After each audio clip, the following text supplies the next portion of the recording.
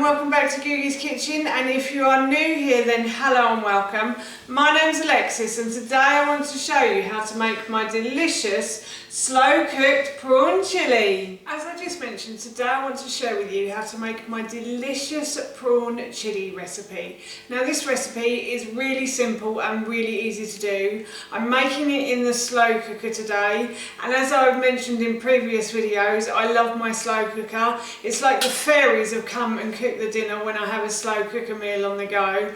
So yes, this is a very useful piece of equipment, especially if I've got a busy day ahead of me and I want dinner in the evening, I want a really nice dinner, then this is a great piece of equipment to have in our house. It cooks everything beautifully and you get a really nice meal without too much effort as well. This isn't an advert for slow cookers, I just wanted to say how much I appreciate having this. And my prawn chili is a favourite in our house as well. My husband really likes chili, so that's a big bonus, but the even bigger bonus is my son loves fish and he really likes prawns, so this is a great one to give to my son. I think children do generally like prawns, so if your kids like prawns then this could be a great one to try them on. It does have a few spices in, but you could adapt it and take out some of the spices, and I will explain that to you later on in the video. But for now, here is how to make my delicious prawn chili.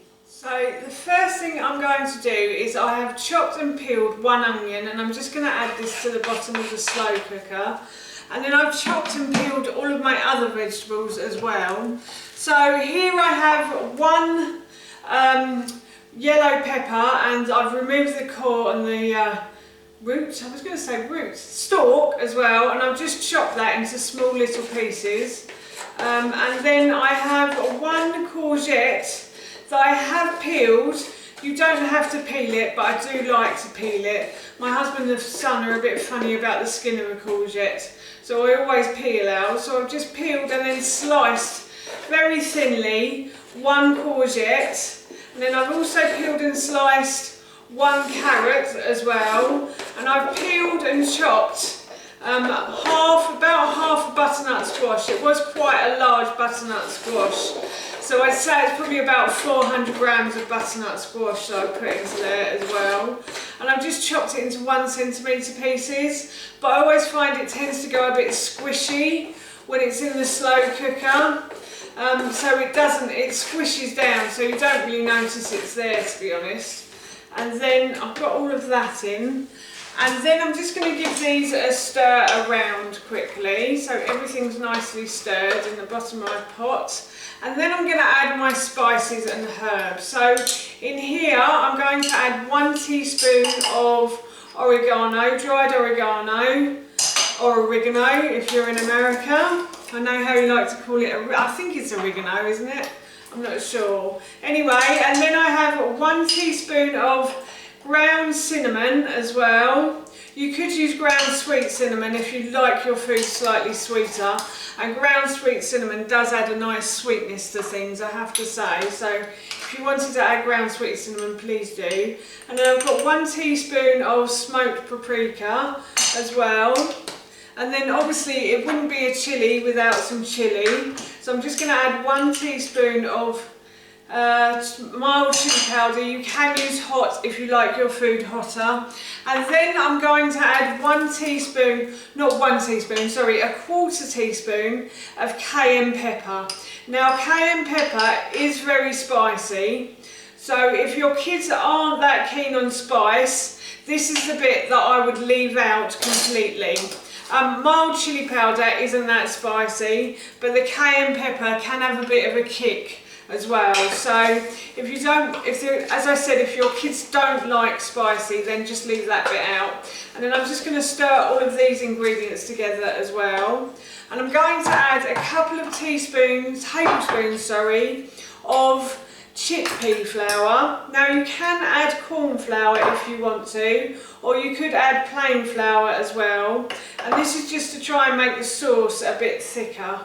So I'm just going to add that in as well. And I'm going to stir that round. I found a piece of butternut squash, I'll pop that in. And then I'm just going to stir that round as well until all the vegetables are coated in the corn flour, in the chickpea flour. And then I have 2 tins of tomatoes as well. So I'm going to add these in as well. In the original recipe it calls for 1 tin of tomatoes and some chicken stock. Unfortunately I don't have any chicken stock at the moment, and with social distancing and all that I can't be bothered to queue up at the supermarket to go and get it. And it's only 1 item as well, so I thought I'd live without it. And I'd add 2 tins, and what I'm going to do is I'm just going to go and get some water and pour the water into the tin. So bear with me a sec. So I'm just going to pour some water into the tins and swirl them around, and then hopefully that should get the remaining juice out of the bottom of the tins. I've also put the lid in this one. So I'm just going to do that, swirl it around a bit and pour that in, and that's got rid of the juice in that one as well. And now what I'm going to do is I'm just going to stir that again, and I've forgotten to take the beans out of the tin, so I'm just going to go and drain the beans over the sink. I won't be a sec. So I've drained my beans, and I'm just going to put these into the slow cooker as well. Now in the original recipe it says to add red kidney beans or cannellini beans. Now you may have noticed they weren't either, they were actually haricot beans. It's because again I didn't have any cannellini or red kidney beans in the cupboard, so I decided to add those instead. Doing well today for ingredients. You can add or take away whatever you want with this recipe, it's up to you, but yeah, unfortunately I'm not doing too well with the ingredients today. Anyway, I've got 1 tablespoon of tomato puree going in as well, and then I'm just going to mix those around. I'm going to add, final ingredients is I'm going to add salt and pepper as well. So I'm just going to add a wee bit of salt. Salt and pepper to your taste, it's up to you whether you want to add it or leave it out. It's entirely your choice, and as much or as little as you like as well. And then pepper too. So I'm just going to add a little bit of pepper to that. And then I'm going to give those a mix around again. And tomorrow, I've got the prawns out already, but tomorrow I will add the prawns in right at the end, and I'll add a few other bits as well. So I make this the night before, and what I like to do is I like to leave it on the side and then switch it on in the morning. So that's what I'm going to do now. I'm going to leave this over by my side and I'll switch it on in the morning, and at the end of the day I'll show you what I'm going to add in. So yes, that's what I'm going to do now. So my lovely son Ted is going to switch the slow cooker on to 1, and that is going to take 7 to 8 hours to cook in there, so that's going to cook away nicely all day. If you wanted to do it quicker, you would turn it to 2, and that you could cook it for about 3 to 4 hours. Yeah. At the end of the cooking process I'm going to add in a few more ingredients and the prawns as well, but I'll show you that at the end. So the chilli has been cooking for about 7 hours now, 7.5 hours. So what I'm going to do now is I'm going to add a handful of chopped coriander to that as well.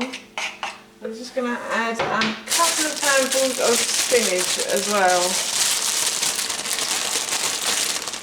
So 1. And then a little one there. And I'm just going to mix these round and let them wilt down, and then I'll put the lid back on. And the prawns I'm going to add in right at the end just to heat them up. And then I've got some quinoa cooking on the hob. You don't have to have this with quinoa, you can have it with rice, or you could have it with couscous, or you could even have it with pasta if you wanted to. It's really nice with pasta as well. So that's all the spinach wilted down, and I'll show you what I'm going to do with the prawns in a moment. So the last thing to go into my prawn chilli is the prawns, and as they are already cooked, I'll just put that there. as they're already cooked. Oh, yum yum. I want to try one. I'm going to try one. I'm just going to put them straight Yum, in yum. and let them Yum, heat yum. through now. So I'm just going to stir those in. And then what I'm going to do is I'm just going to put some quinoa. I love my prawns. Yeah, I know you do. Oh, Into a bowl. I call that rice. It looks a bit like rice. Yeah, into the bowl, and then I'm just going to add a That looks little a bit bit like rice to me. of the prawn chili to that. Yes! Prawn chili! Ah, is it spicy? No, not really. Okay. And that is my the prawn chili done!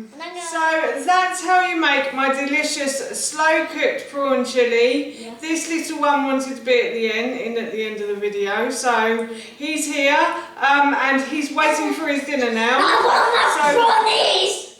So we're off to eat this. The recipe for this I will link in the description box below. But for now, that's it from us.